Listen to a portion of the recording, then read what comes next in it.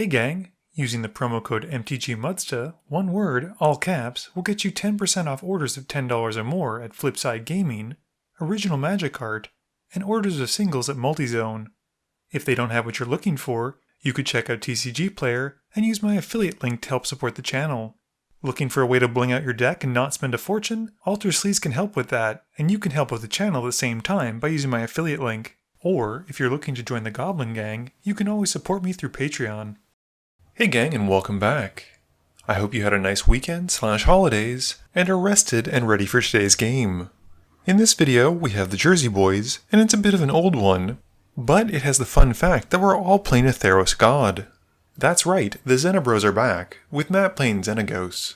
He keeps Llanowar Elves, Kadama's Reach, Colossal Majesty, Sakura Tribe Elder, Mountain, Forest, and Stomping Ground.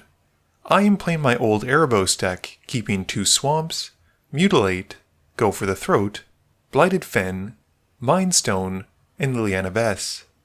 Mike is playing his Keranos deck, keeping a Mountain, an Island, a Soul Ring, a Mycosynth Wellspring, Prowler's Helm, Hunted Dragon, and a Thundermaw Hellkite.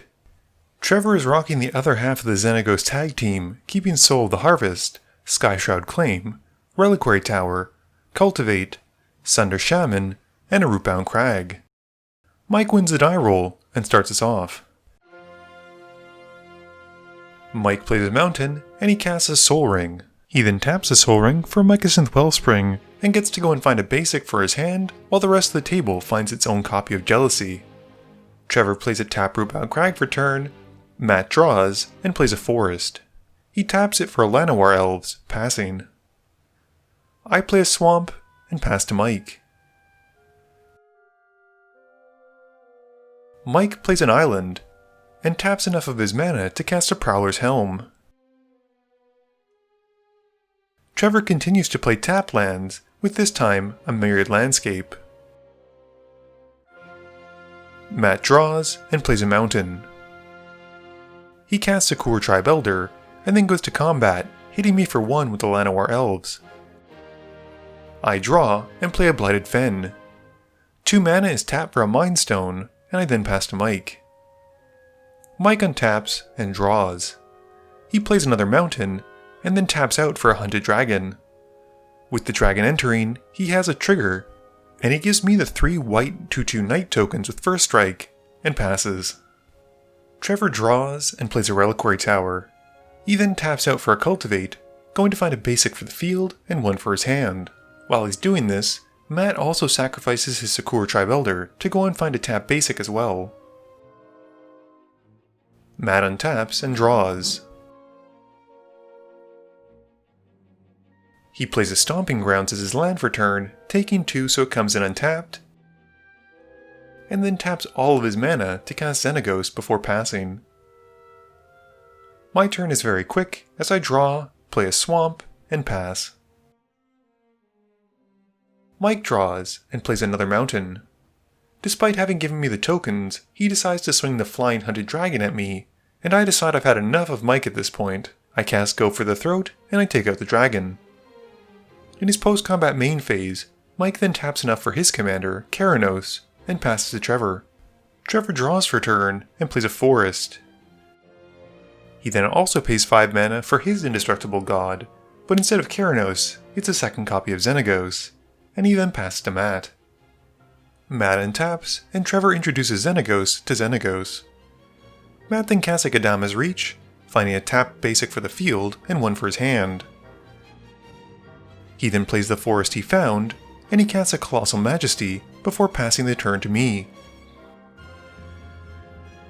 My turn has me tapping the Fens for a Soul Ring, and not one to be left out in the cold, I pay enough to bring out my god to the party, dropping Erebos to the field, and I then pass to Mike. Mike reveals the first card he drew this turn, Fevered Visions, and is able to deal 3 to a target thanks to Keranos. He takes out one of the knights he gave me, and moving to his main phase, Mike then casts the Fevered Visions.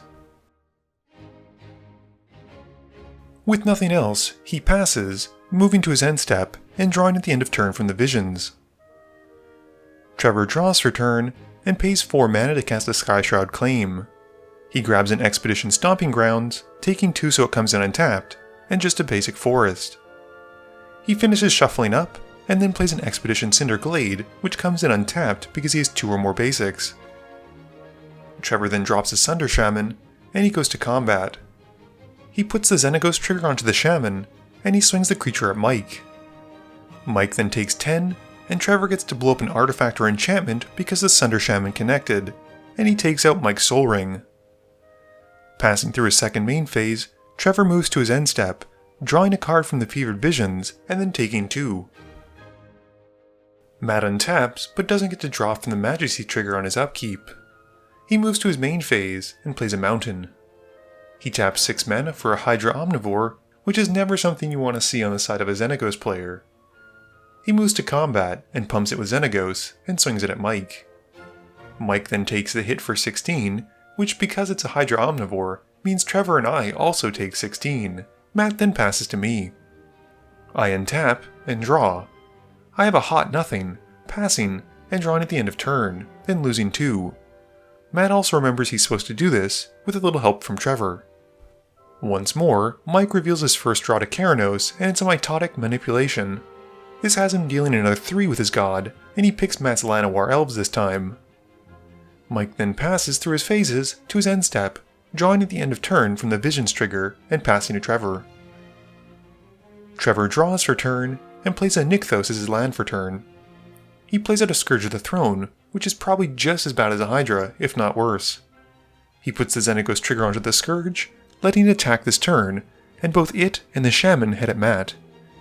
The Scourge gets a Dethrone trigger because Matt's on the highest life total, which has Trevor adding a +1/+1 counter to it as it swings. Both creatures then connect because Matt has no blockers, and deals 16, and the Sunder Shaman lets Trevor destroy the Colossal Majesty. Trevor then untaps his creatures and moves to his additional combat phase, once more getting a Xenagos trigger, which he again puts onto the Scourge. It's now a 22/22 flying monster, and he swings the Scourge once more at Matt and the Shaman at Mike. And that's enough to take Matt out once it connects. Mike also takes 5, and loses his Prowler's Helm to the Shaman's trigger. Trevor then passes, and at the end of turn, draws a card from the Visions and takes 2. I draw, untap, and play a Lake of the Dead in my main phase. It comes in, and I have to sacrifice a swamp. I then move to combat, swinging both of my knights at Trevor. He blocks one of them with the Xenagos who's active, which I'd kind of forgotten about, but does take an unblock too. I've got nothing else up my sleeve at this point, passing, and drawing at the end of turn from the Visions, and then losing 2 life. Mike draws, and reveals a Reality Shift to the Keranos trigger. He has Keranos deal 3 to Trevor's face, and then plays it a Terramorphic Expanse. He sacrifices it, and goes to find a tapped island. Mike then taps 2 mana for Price of Progress, which is his silver bullet for most of Trevor's decks. It resolves with Mike taking 0, I take 4, and Trevor takes 12. Mike then passes, drawing at the end of turn from his Visions. Trevor untaps and draws. He plays a Wasteland for turn, and Trevor asks for our life totals and sees that we're both kind of within killing distance. He starts off by casting a Soul Ring, and uses that to help cast a Mina and Den. He then activates Nykthos' ability, making mana equal to his devotion to red, which in this case is 6. He then taps some green, and uses a floating red to cast a Moldgraft Monstrosity. He then activates the Wasteland to sacrifice it and destroy target non-basic, taking out my Blighted Fens. I float a mana with it, and Trevor announces he'll move to combat. He puts the Xenagos trigger onto the Moldgraft, and swings a Moldgraft and Scourge at Mike, and Xenagos and the Shaman at me. Before moving to damage, since I have priority, I use my Lake to sacrifice a swamp, and tap the rest of my mana for Silence the Believers with the Strive cost paid once. I take out the Shaman and Xenagos, and Mike then also uses his removal, the earlier revealed Reality Shift, to exile the Moldgraft, which has Trevor manifesting his top card. Mike then takes 7, and Trevor then untaps and moves to a second combat step, finishing off Mike with the Scourge before unfortunately having to pass to me. My turn has me drawing and playing a swamp. I then tap the Swamp and my Soul Ring to cast a Crypt Rats. I then tap my Lake of the Dead for 1 black, which is enough to take Trevor out, winning me the game. Game review time. So I think I contributed absolutely nothing to that game, but still managed to win by being in the right position at the right time. I'm sure everyone knew as soon as they clicked on this game that it was going to be a fast one since 2 Xenagos decks typically are. And you're not wrong. Between Trevor dropping that Scourge of the Throne and Matt's Hydra Omnivore, it seemed like we were taking so much damage every combat step. I think unfortunately for Mike, he was struggling to find another blue source because a lot of the cards in his hand, he said, were blue at the time. That could have led to some more disruptive plays, like a timely Aetherize or Counterspell when needed. Unfortunately though, he just got a lot of value and was basically being a pain in the butt for everyone, but it did work pretty well. That Price of Progress did more to Trevor than I've ever seen in a Legacy game, and while I'm typically against running meta cards, Trevor's always a good sport about it and we usually get a good laugh out of it. Hey gang, using the promo code MTGMudsta, one word, all caps, will get you 10% off orders of $10 or more at Flipside Gaming, Original Magic Art, and orders of singles at Multizone. If they don't have what you're looking for, you could check out TCGPLAYER and use my affiliate link to help support the channel. Looking for a way to bling out your deck and not spend a fortune? Alter Sleeves can help with that, and you can help with the channel at the same time by using my affiliate link. Or, if you're looking to join the Goblin Gang, you can always support me through Patreon.